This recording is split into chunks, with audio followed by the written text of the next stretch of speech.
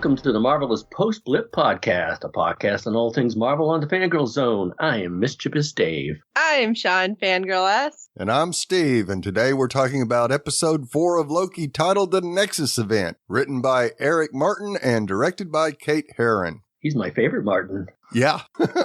So what you guys think? How about it, Sean? I really liked it. I had to pause at the very end because I'm like, wait, who are all those people? And there was a lot of things that I'm like, what does that mean? Could this mean this? And could that mean that? And yeah, it's like all of a sudden I'm like, all right, I'm going to go falling down a rabbit hole. But I will tell everybody kudos on the memes that came out of this episode because holy crap, you guys were amazing. DiVarino? Well, yeah, I enjoyed it too. I know a lot of people were going all icky on Sylvie and Loki's relationship that looked like it was going in one direction, but I don't think it is. I think they're bonding as, shall we say, brother and sister instead of romantic, but I wouldn't care if they had a romantic relationship, and they're from different, let's put it this way, it would be the ultimate act of narcissism. And oh, absolutely.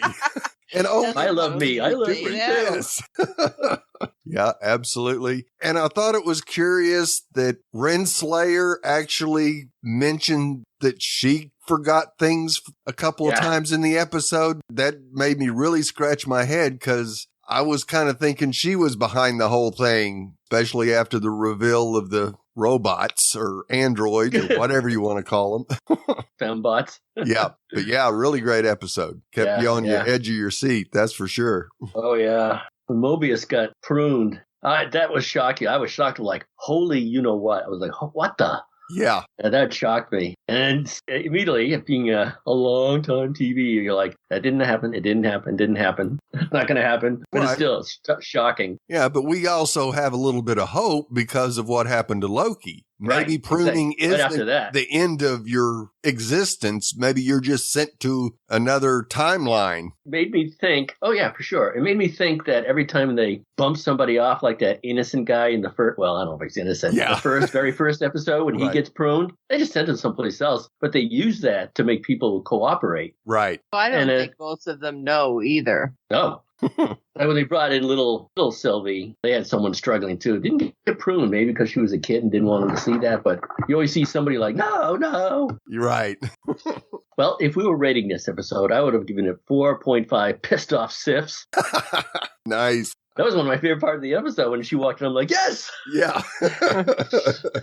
Well, before we get into the episode, we do have some feedback from Jazz. And this is going to be a double Jazz feedback episode. Holy smoke. As we have some for episode 3, so let's take a listen. Hello, this is Jazz giving my review of Loki episode 3. I recently got into the series and was pleasantly surprised that all the characters seem to be fleshed out. They seem true to form in terms of seeing them in the movies. Tom has a good interplay and chemistry with the Lady Loki, who, if memory serves, about 2 years ago, the last I saw her in print, she had brunette hair and was in a green outfit with the horns and did not have blonde hair. So I agree with your assumption that it is probably the Enchantress. One thought is that she doesn't know that she's the Enchantress yet. She just thinks that she's Lady Loki and has some holes in her memory, perhaps. I thought it was neat that they had a hard relationship and they finally decided they liked each other, or at least well enough to try to get off the planet together. And so they were fighting the bad guys, or at least everybody else, trying to get to the ship, and then it falls apart. So they'll have to come up with another plan, or the timekeepers may come up and find them, and that's how they get out. It was an interesting tidbit that she said, oh yeah, they're variants. They're not made there. And it's like, well, they don't know that. So they think they're doing all the great things of the timekeepers, and in reality, they're variants themselves. So maybe your brain is wiped and you don't remember how long you've been there. She had said that she had to go hundreds of years into the woman's past in order to get a memory that she would like. That's a very long time ago. I would hate to be an immortal and then stuck in like a DMV job. That would just be wrong. Yuck. Lots of stress. I doubt they give them yoga either. So far I'm enjoying it. It's only about like half an hour long. but I'm still getting a lot out of it. Hopefully I'll catch it when it drops on Wednesday. Don't know exactly when you do the recordings, but hopefully I'll get it to you shortly after the Wednesday broadcast. Great to hear everybody's inputs, and I will talk to you later. Thanks. Bye. Well, thank you, Jazz. Good to hear from you again. So what do you think? Well, I actually, because I don't know, with me missing last week, what you guys talked about, because I hadn't had a chance to listen yet. But I kind of have a theory, especially after this week on Sylvie, that kind of goes with what Jazz said, that she's not Lady Loki. I'm thinking personally, because I don't remember her saying Freya's name, that Lady Loki adopted the child, and she is Sylvie. And that when we see her playing, that's how she ended up being. That was the Nexus event, because she got plucked out of somewhere she shouldn't have been. Why would that be a Nexus event? Because she was not supposed to be pulled into Lady Loki's life at that point or something, like as Lady Loki's child. Okay. So, but then again, after watching this one, the TVA are kind of jerks, so who knows? Yeah. Right. But that's an interesting theory. Maybe you guys can clarify something for me, as Jazz mentioned, and we saw in the episode. So Sylvie had to took hundreds of years of memories. Is she talking about C20? Right. That looked like a pretty contemporary tiki bar. Right. But we really don't know what time frame we're in. Aren't we in 2055 or something like that in the TVA? No, I think we're further than that. That just happens to be where she was hiding out at one point. Right. Yeah, you're right. And Lamentus is 2077. Well, and they're kind of outside of the timeline, I thought. So she's drawing on a memory from C20. What was the timeline for C20's memory? It couldn't have been hundreds of years ago. It sure didn't look like it. Well, they said time works differently at the TVA, so they could basically be in servitude to them indefinitely. So they don't know how long they've been there. They've just been there. It's like, let's get past all the TVA crap. And it's like, good Lord, this is like hundreds of years of going back. Yeah, that's Sylvie, though, not TVA authority. Yeah, I'm just saying, like, Sylvie's like, oh my gosh, I got to keep going through all this. She's been, like, stuck here for hundreds of years talking about C20. Right, and then she finally gets something from before TVA. That's what I was saying. Maybe, yeah. Yeah, it's very possible that, the TVA is operating on a timeline that actually is much faster than normal time, and that's why Sylvie says she had to go back 100 years, not 100 years of normal time, but 100 years of TVA time to get to. I don't see why she had to mention that. Yeah. But yeah, whatever. Yeah, I kind of agree with Jazz. Being immortal and stuck in a DMV job would be horrible. Yeah, I wonder if, what was it, Casey, who didn't know what a fish was? Yeah. Could he be a recent variant that's been converted? I kind of think that that's probably what happened with him, is because he hasn't gotten the knowledge, they blocked all his old knowledge. And so he's basically having to learn things all over again and hadn't come across anybody that said anything about a fish. So how can you not know what a fish is? Yeah. I still love that he had to personalize his threat. What's your name? Yeah.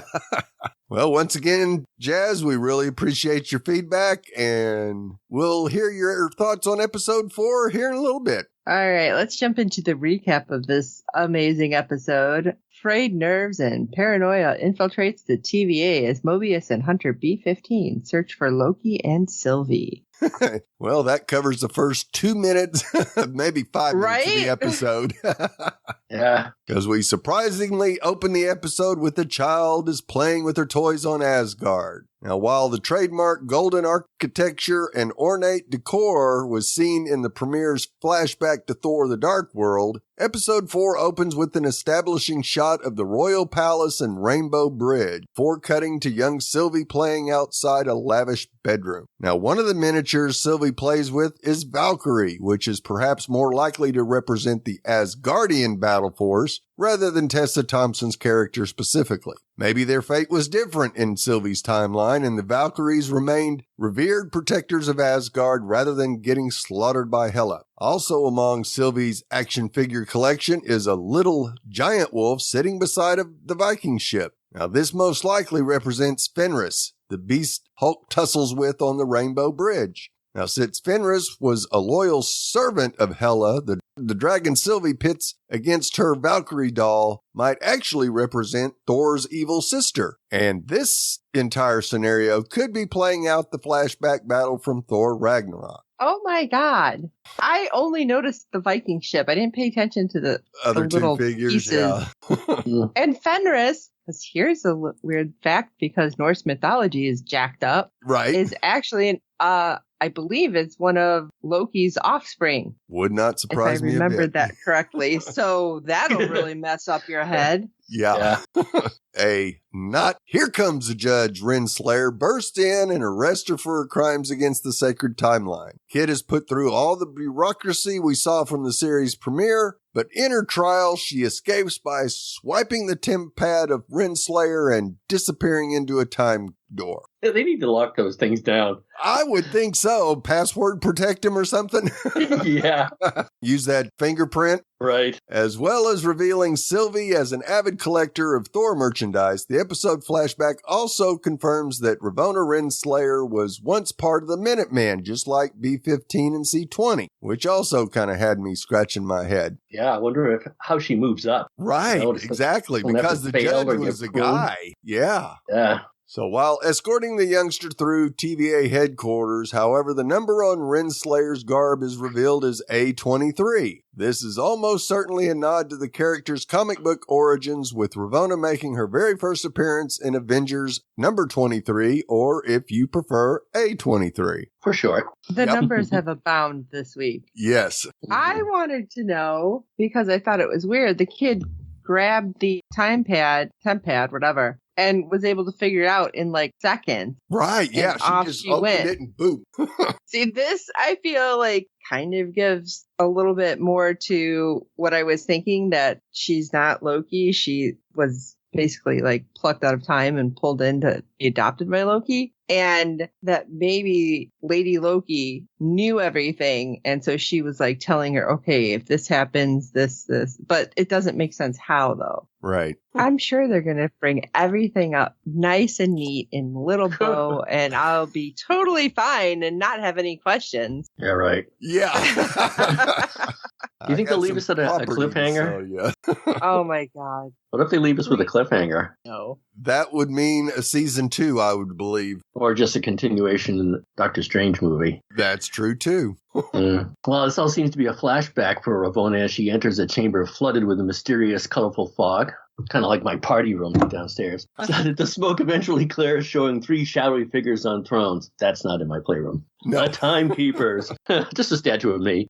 We don't see their meeting, but after the credits, Ravonna rendezvous with Mobius. They discuss the variant infiltrating the TVA last episode, as well as the disappearance of her and Loki. Mobius pleased to talk to Hunter C-20, a hunter that was kidnapped and enchanted to giving away the location of the timekeepers. But Ravonna bluntly reveals that she's dead. Her mind irreversibly scrambled. That's kind of harsh. But she has 2 words for the coworker about the missing variants. Find them. That was messed up. Yeah, it's like, oh, don't be gentle. Just like, she's dead. It's like, what? Right. Well, excuse me? What happened? You know what I do appreciate is people in this episode know when they're being lied to. Right. Even if they don't give it away.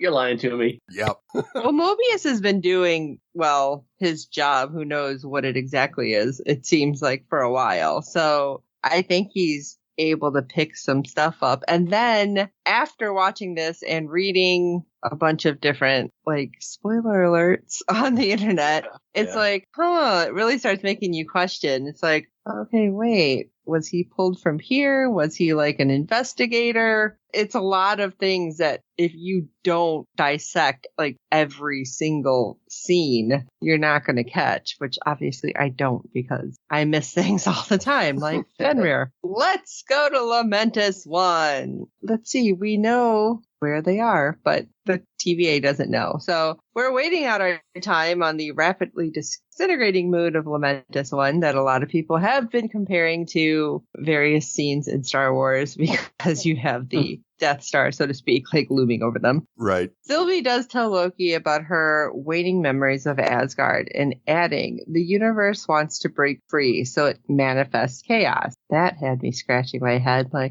that's interesting. Right. She reveals that she was a kid in the opening scene and having escaped the TVA by removing her from the timeline and lived her life setting off Nexus events everywhere she went. And she's been hiding out at the end of 1,000 worlds, realizing the death that is caused everywhere she goes has basically been her whole life. And that was so depressing. It's like, no wonder she was so upset. Right. Tough way to grow up. That's for sure. I mean, she wouldn't have been able to live out anywhere, not normal. No, anywhere that wasn't an apocalypse.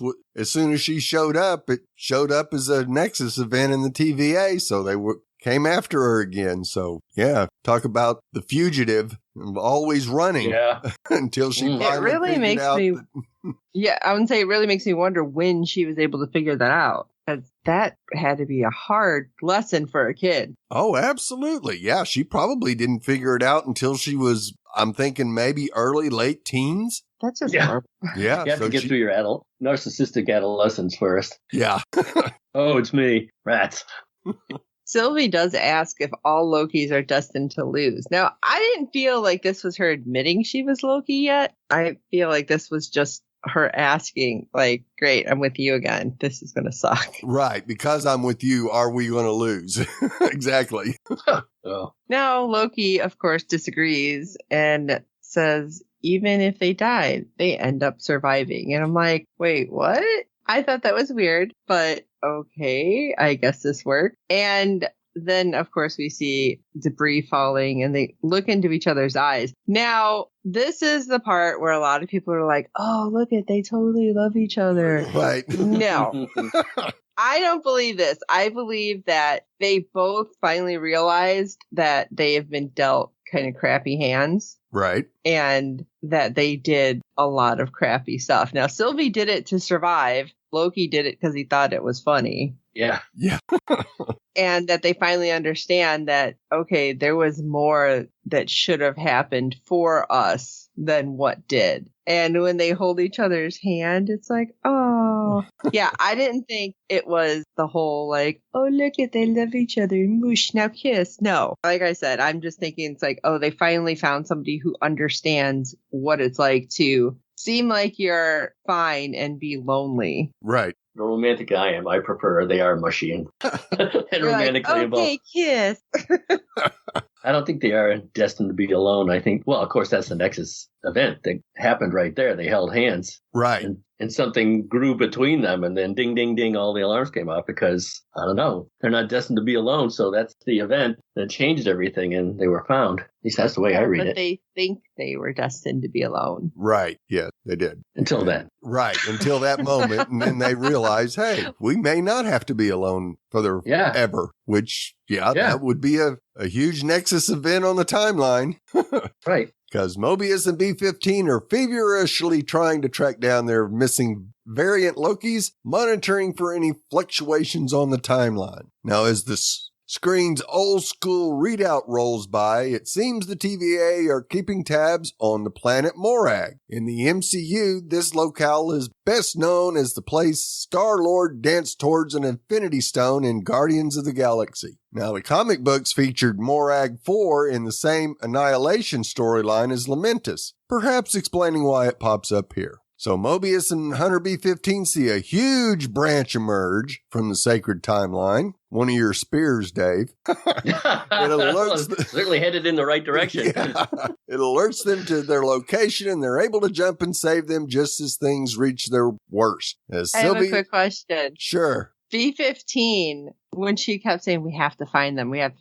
Now, I was thinking at first it was because of the previous, like, I will end you kind of attitude. But it seemed different here, which later we obviously see why. But do you think, like, everything started to fall into place for her? Oh, yeah. She felt the same way as C-20 because, Sylvie got in her mind there for a little bit. Yep. And that brought out a memory that she's just not real sure about. So she wants to get them back so she can find out. Okay. I wanted to make sure it wasn't just me thinking like, all right, her attitude is changing because it wasn't the same kind of fierce determination. Right. Absolutely. You see a big change in B-15. Sylvia's taken away. Loki is back together with Mobius. The two of them argue back and forth about betraying each other, hurling quips at each other. And that was awesome.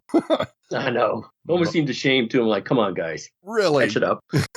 Mobius has the final word, calling the Asgardian an asshole and a bad friend, before trying to send him through an ominous red time door. Loki tells him the TVA is lying to him before he's thrown through, winding up in a familiar setting. Oh, my. I would be freaked out about that random door, too. I'll tell you. Yeah. Yeah, especially because it's tinted red. Uh-oh. Yeah, time prison. Oh, no. Yeah. I mean, the fact that Mobius was so worked up, too, I think that leads to the whole idea that there have been other Lokis that he's worked with, and he felt like this one was different. Yeah. But he's been betrayed, like, by all of them or something. Bad. Because why is he calling him a bad friend? It's not like they were hanging out. You're right.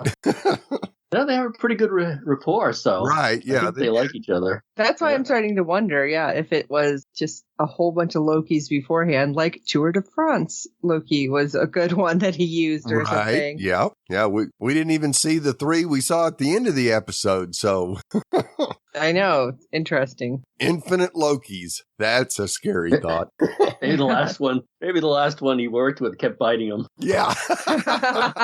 So, when Loki goes through the door, there's a familiar face to greet Loki as well, the long absent Lady Sif. She's going to be in the Thor movie at least, right? I believe so. Yep. Yeah. She immediately beats him up holding some detached hair in her hand. That was pretty childish. Yes. What if I cut her hair? She tells him he will always be alone, and Loki realizes he's trapped in a prison of his bad memories, repeating the same scene over and over again like Groundhog's Day. Did you know this is an actual Norse mythos? I didn't. Yes, I can't say what it is because it's a long Scandinavian word. I don't know.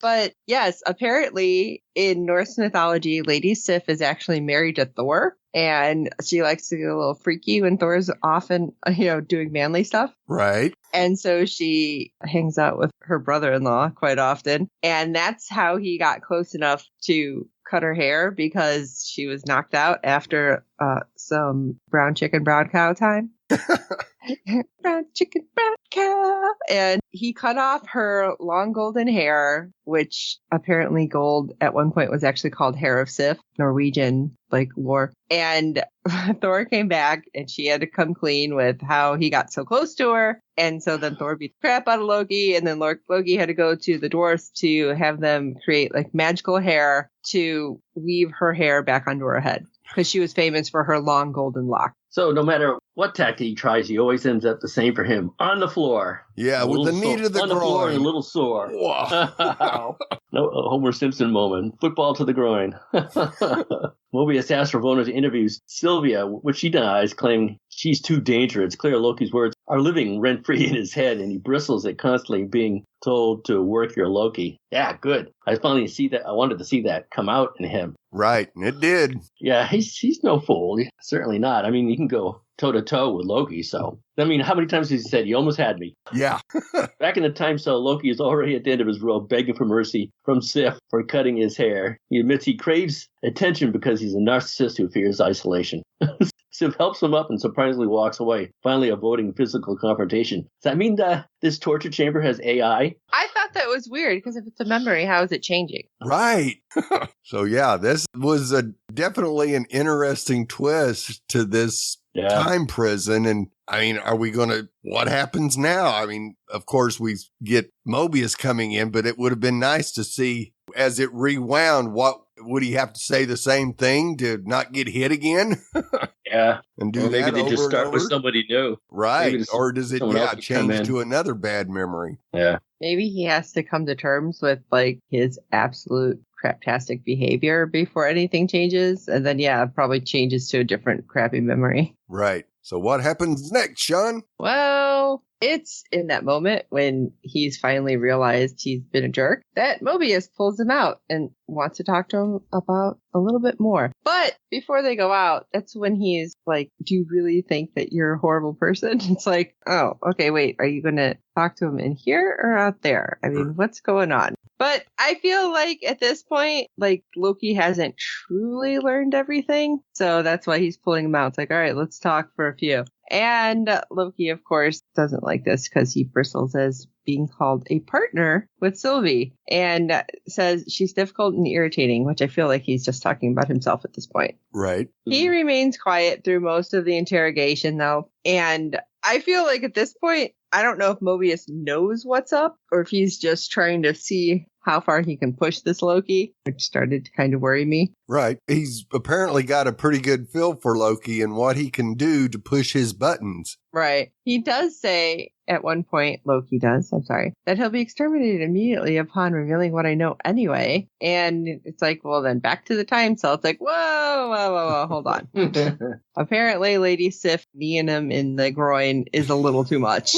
There's like no rest in between. Right. But he starts to spin a yarn, claiming that Sylvie found him a long time ago on Asgard, and from there they hatched a plan together to infiltrate the TVA. Now, I feel like at this point, Mobius has to know it's a lie because they would have noticed a branch with Sylvie coming up anytime before Ragnarok. Right. But Mobius has his own line response and says that Sylvie died while attempting to escape from her own time cell. And you can just see the look on Loki's face, like he doesn't know what to do. Right. And I think this might be one of the few times that we're seeing an emotion other than anger pop up on his face. But he feigns relief, and it's like Mobius is able to see right through that. Because he's like, oh my gosh, you two are so busy swooning over each other and forming some twisted romantic relationship that you can't seem to break through into reality. And Loki's like, what? I loved his face because he looked absolutely appalled that Mobius could even think that. Uh-huh. But I think that's when the whole fandom was like, is that it? Everyone right. except me, I think. Yeah. So Loki goes back to what he said before, revealing that Sylvie told him a whole bunch of stuff about the TVA being variants and having their minds erased. And Mobius like, lie after lie after lie. Back to the cell you go. And the trickster god has one more final word for him, telling him that the biggest lies are the ones that you tell yourself. And this had me thinking and going down a rabbit hole online, of course. And it's like, again, everybody online who's able to dissect scenes and zoom in, obviously you are way better than me, but you've come up with some amazing Easter eggs, is all I'm going to say. Well, I like how they know to hurt each other, too. Right. You have to be that good of friends or have a close relationship and then disappointed to stick out a barb like that. Right. Yep. In the hallway, B-15 seems to be having some internal struggle. She regains her composure and charges into Sylvie's holding cell. Surprisingly, she opens a time door, beckoning her through. Meanwhile, theremin music plays in the background as Ravonna has Mobius sign off on officially closing Loki's case. He asks her again about not being able to interrogate Sylvie, but she tries to alleviate his worries by saying that the timekeepers want him present at her pruning. Talk about deflection. Yeah, it was kind of sick, too. Yeah. Doesn't seem satisfactory for Mobius, though, as he admits to her something seems a little off. And she comes clean, for her, admitting that Sylvie made C20 lose her mind and she didn't want to risk the same thing happening to him. Yeah. Using friendship as a dagger. She insists they're friends against time, allies to the end, saying she'll always be in his corner. As Mobius distracts her with placing yet another relic in her office, which again she forgets where one of them came from, he switches out her TemPad with his. Once again, lock those phones. Yes.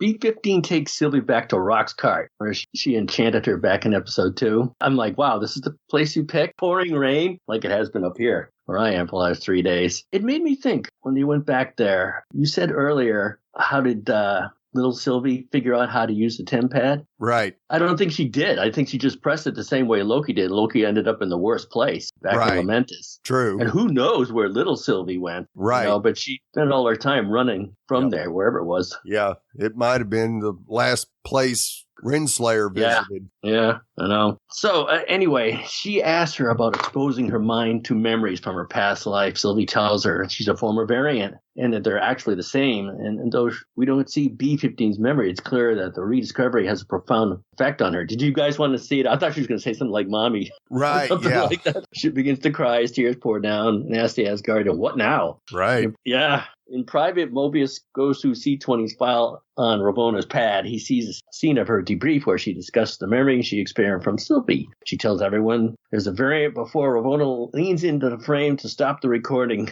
I know who does that. Right. Here's my face. Realizing the truth, Mobius steps back into the time cell, asking Loki if he really deserves to be alone. Friends again. I was like, yay. He admits he was right about the TVA, and the twosome is back together to save Sylvie. I want to know, and somebody out there has to know, there were numbers really predominant behind Mobius in the library. And I want to know what they mean, because I don't think we have any information currently. Right. Yeah, I hadn't seen anything on it, but I haven't seen anything in it unless it's a clue to future episodes. Right. Oh. I was like, okay, wait, there's letters and numbers. Should I unscramble this? What could it be?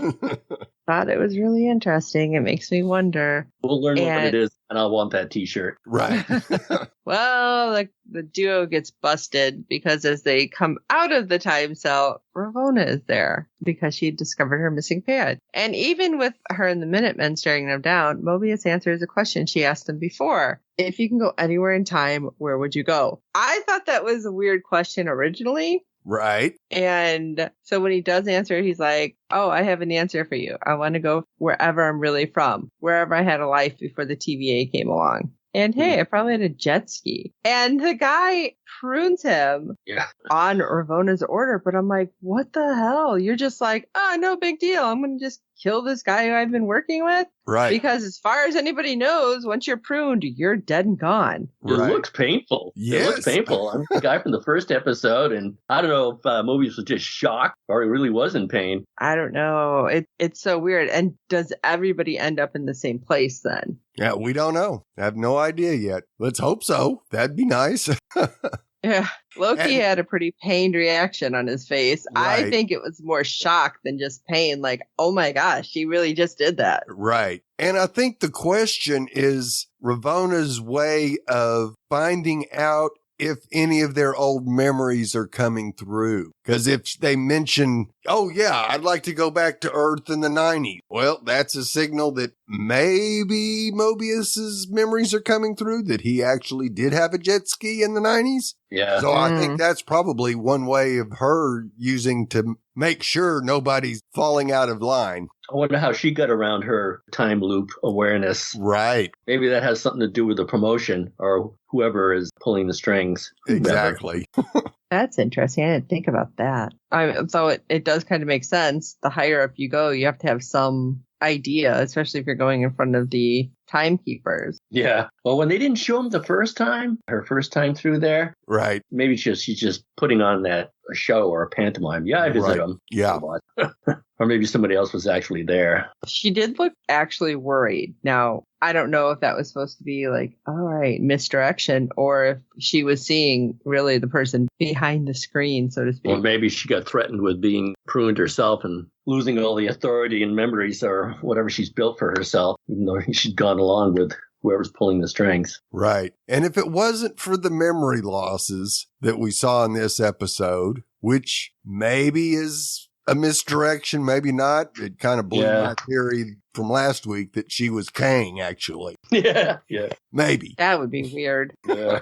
Who knows if they're going to mess with us more. But I hope so. This was kind of interesting because Loki and Sylvie are kind of brought back together, standing next to each other, as Ravona decides to take the two variants alone up in the elevator. That could be nothing but good. But Ravona is not out of the woods yet because B-15 is still out and about. Right. Sylvie asked what her Nexus event was because she, of course, asked Ravona if she remembered her. And Ravona, being, I'm trying not to say a swear word right now. The bee that she is.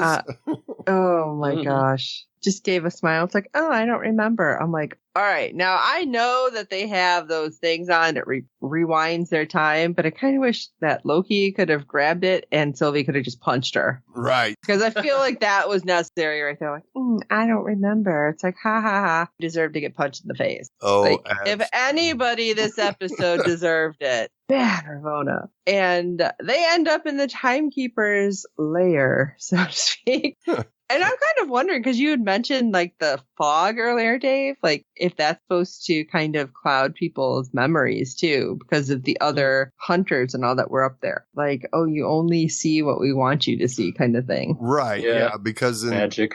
That first time we get into their vault, really all we see are red eyes. And this time in, there's not any fog anywhere. We see the 3 timekeepers perched in their chairs several steps higher than everybody else. Yeah. Base wizard. Yeah. The variants finally meet the timekeepers in all their resplendent and reverberant glory.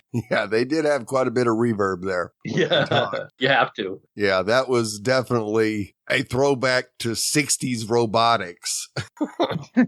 They call the 2 of them cosmic disappointments and order them to be deleted. So Ravonna's about to prune them, but is stopped by B-15, who throws them a sword before taking on the Minutemen. And this was a great fight scene because you got Sylvie taking on Ravonna, and Loki gets 2 Minutemen, and B-15 gets the others. I love that B-15 did whatever and managed to like pop the locks off their collars. Yes, collars. Absolutely. Yeah. It was like, bam. It's like, all right, now what? Yeah. Now it's going to be a little bit more even, isn't it? Sure is. As Ravonna finally gets her hands dirty fighting Sylvie one-on-one, and after dispatching of the TVA, a timekeeper begs for his life before Sylvie chops off his head by throwing her sword at it. Yeah, classic head roll. Yes. Down the steps. Why did the one seem like a walrus or something? It was so weird. That must be the Paul McCartney one. Right. Don't make me laugh. It doesn't produce the intended bloodshed. That would have been gross. A decapitation normally does. If it was Monty Python, that'd be a fountain going straight up. Right. Oh my God. Instead, sparks fly and the other timekeepers seem to power down. But they were chuckling before they powered down. Yes, which was really odd. That is so weird. What are you laughing at? Oh, surprise, we're really not here. Yeah. It turns out the trio were androids the entire time. The mystery of who created the TVA continues. Many Loki viewers suspected the timekeepers were a ruse, but no one was entirely sure how. There were no timekeepers at all. Was it Kang and 2 friends dressed up, or was it all 3? The timekeepers, different versions of Loki himself. Oh, God, that would be... Yeah, that would be a twist. Oh, brother. At one point, I thought, well, maybe Ravonna is a Loki, but no. Ravonna's Ravonna, yeah. Episode 4 reveals that the TVA's 3 overlords are, in fact, androids, and this means Sam Wilson was right all along. In Falcon and Winter Soldier, Sam tells Bucky about the villainous big 3 of androids, aliens, and wizards, and how it's always one of them causing trouble. Bingo! Yep. Bucky disagrees, but were the pair able to see Loki's latest misadventures, Sam would be forgiven for feeling a little smug as the timekeepers proved the big 3 hypothesis surprisingly accurate.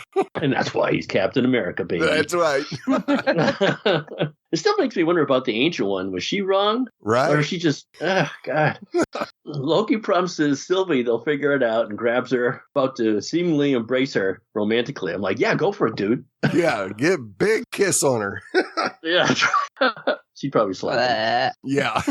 Well, if she's really Enchantress or she was adopted by a lady Loki, then it'll be okay. Right. Yeah, but at this point, they don't know this. Right. They don't know anything. Well, you're not a romantic like me. I'll be the romantic. I'm not.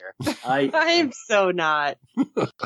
But Ravonna comes in to prune him before he can say anything more. That was shocking, but not as shocking as Mobius getting. It was like, where are we going? Right.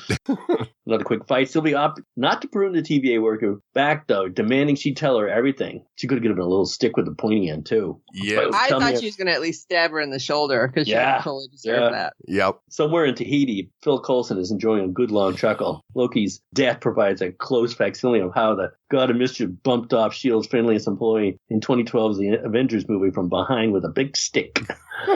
Not only does this callback acknowledge one of Loki's most heinous crimes, however, it also helps him redeem himself, giving the trickster a taste of his own medicine. How's that feel? How true. I don't know everything with this. I mean, again, went down a rabbit hole. And I found something above the TVA. It makes me wonder if we're going to get that. I'm afraid to say anything now. But do you guys know about He Who Remains? Oh, yeah. I did see that. So it makes me wonder if that's like the next level. Like that's who was laughing when the androids were laughing. Yeah, maybe. Like, you thought you were so smart. And I really don't think at this point, honestly, and yes, I'm not a romantic, so it could just be me, that Loki was going to kiss Sylvie. I think he was going to tell her we created some kind of crazy event that would break open whatever the TVA was doing. Like, they were the keys. Right. And it's like, which maybe this will lead into Multiverse of Madness, which we have way too long to get to. Yeah. Mobius did say they were swooning over each other. Yep. You like her. But wait, there's more. Now, everybody who is watching this, yes, we know Tom Hiddleston is an executive producer, and Tom Hiddleston is Loki, but Loki was just pruned. So what does this mean? Because we have 2 more freaking episodes. Right. Well, we got a post-credit scene, and I know the internet went crazy. Oh, yeah. Like, the first person who watched it, I think, posted it up, and it was just crazy cavalcade of, don't forget to watch. Oh, my gosh. And everybody trying not to spoil it. So I had to just stay off the internet. I did that to you guys. Yeah. PCS. Kept it spoiler free. And yeah, like Sean, I stayed off the internet because I didn't want to know what was happening. Yes, I hate it when you see something on Twitter and like, dude, shut up. Yeah. Although it looks like Loki died when being pruned, Loki awakens in a decimated New York City, which I did not catch that. I had to rewind and pause. And that's when I seen Stark Tower. Actually, my husband seen Stark Tower. He's like, wait, that's New York. I'm like, is that the Chrysler building? Like, I didn't know. He's like, no, look, this is Stark Tower. I'm like, oh, Avenger Tower. Okay. Apparently, this could have been from the successful 2012 invasion, but yeah, I don't know. So the right-hand side, we see the landscape. Like I said, you see the Avengers Tower. And Loki asks if he's dead, and a voice responds. It's like, wait, what? Yeah. Why are you why am I talking to myself? But the voice says, you will be unless you come with us. And standing above him, we get to see some Loki variants. A child Loki, which makes me wonder if that is just, quote, Kid Loki or King Loki, because the headband was a little different. He was holding a crocodile, which had the Loki horns, which everybody's hoping this means that we'll see Throg, which is Thor, who's turned into a frog at one point. Who knows? That's just weird. We see Old Man Loki in a, what's the word I'm looking for? The classic costume. Right. That everybody has seen. The horrible classic costume. Yes. And then we see another one who reminded me kind of Thor because he had a hammer. Right. But he also reminded me of the one leader from Wakanda. But Steve, you said he was called Boastful Loki? Right. Yep. So again, it's like, who are you? What's going on? Right. But more important, the setting of Loki's 4 new friends / hymns. They all actually have roots in Marvel, which it even goes beyond this because, again, rabbit hole. There are so many versions of Loki. It's insane. But the most prominent, Richard E. Grant, plays an older Loki whose cartoonish costumes did ringer for the first outfit from 1962. It's bright, blocky components and exaggerated horns. Kid Loki, who hails from the 2011 comic art, is the revived god of mischief into a much younger form. Croco Loki. I'm going to love saying that. And Boastful Loki, the chap with the hammer, according to the German credits, which is killing me that we're not getting it in all of the credits. Right, yeah. They keep sticking them in the foreign language credits. Are less obviously attached to the source material, but they do seem to carry some version of themselves, either the horns or Boastful Loki was carrying what looks like Mjolnir. Oh, this might be major foreshadowing, but who knows? I still want to see what turned out to be CGI. Tour de France Loki. Right. That was actually used from a picture on the set of, I think it was Thor Ragnarok. Somebody took a picture of Hiddleston like outside waving, and that's what they used, and they just CGI'd the costume on. Right. I love that. There's a comic book shop where I go in the area called Wonderland Comics, and Tom, who works there, thinks where the Lokis were sent was the timeline that Kang escaped from, and now wants to stay in ours because he can't be sent there because everything went wrong. Interesting. At least that's one theory. Interesting. Yeah. There's so many Lokis. Yeah. I just wonder if we're going to see more. And I mean, I don't know. Was the whole frog Thor? I mean, was Croco Loki there? And is that crocodile going to talk? I mean, these are things I want to know. Yeah. I want to see that. Like I said, I had Loki talk. I had to rewind because I'm like, wait, like it went so fast. Right. And then I didn't even think the crocodile was real until it moved. Then the second time, I'm like, oh, okay, yeah. Okay. I hope it talks. Yeah, I do too. I want to hear what it sounds like. By the way, you guys, when we give our sign-offs, you'll have to be a little patient with me. Okay. Yeah. All right. Anything else on this episode we want to touch on? I recommend fully going down the rabbit hole online to find all the extras. I'm just going to throw that out there.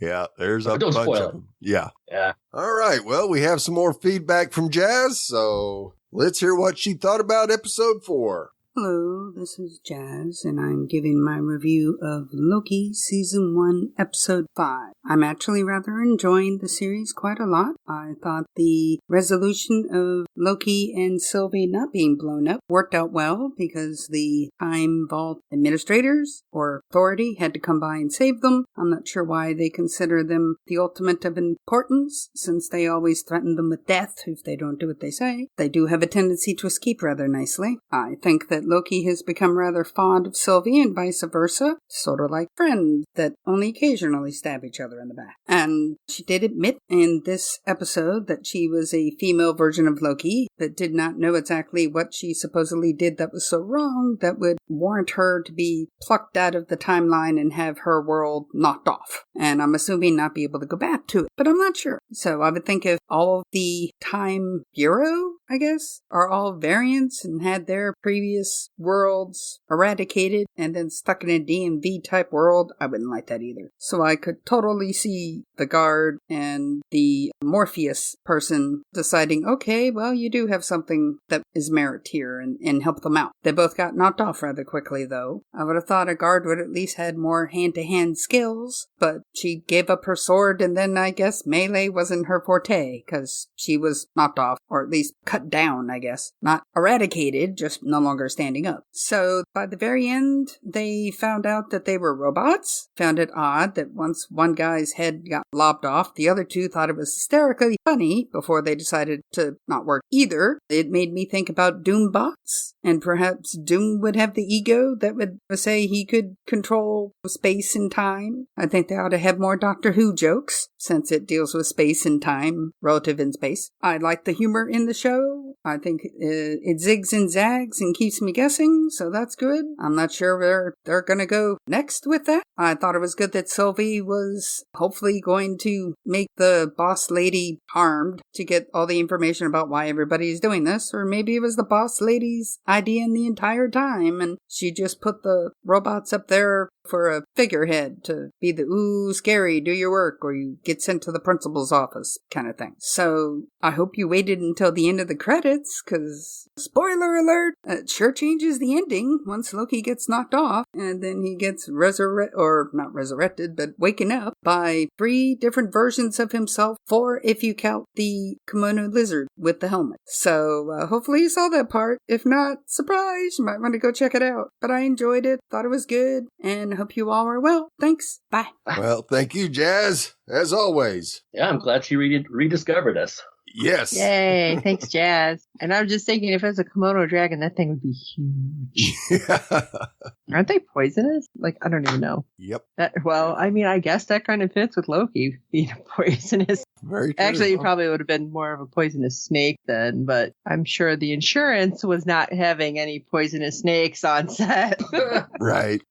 I like the way she called them friends who only occasionally stab each other in the back. That was good. Right. Yes. And I'm sure Sean and I wouldn't mind having a few Doctor Who references thrown in there as well. I love when they cross-reference stuff like that. Even just accidentally. It works out great. And yeah, I said earlier that I thought maybe the two that laughed when Leeds one head was rolling down the stairs were because they knew that they weren't there, and these were actually robots or androids or whatever you want to call them. So we'll see. I really didn't. At one point in time, I did think that Renslayer was the mastermind of all this, but unless her memory lapses are supposed to be a diversion, I kind of moved away from that. So right now, I have no clue who the puppet master is right now. Well, if it is Kang, maybe Kang just speaks as all three. You thought it was pretty funny that it was exposed like that and laughed. Right. That I can see.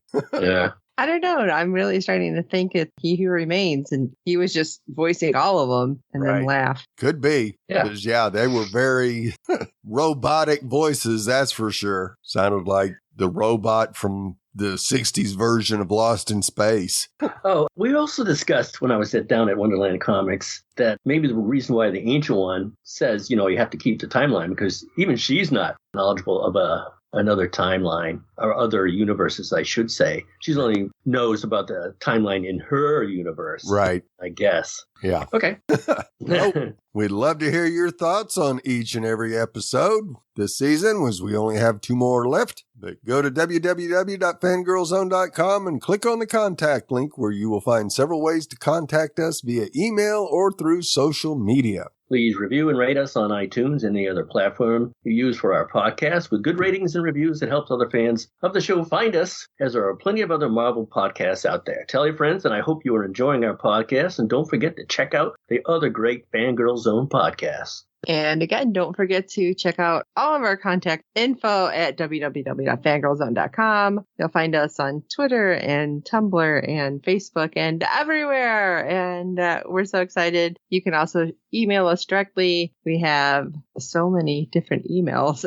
I'm forgetting which one we have for this one. This one is contact us at fangirlzone.com, but we have so many. So you can email us so many ways. Don't forget to do that. And for this episode of the Marvelous Post-Split Podcast, I'm Steve. I've lost track of the number of times I've been killed. So go ahead, do your worst. I'm Sean Fangirl. Maybe I will go to San Diego.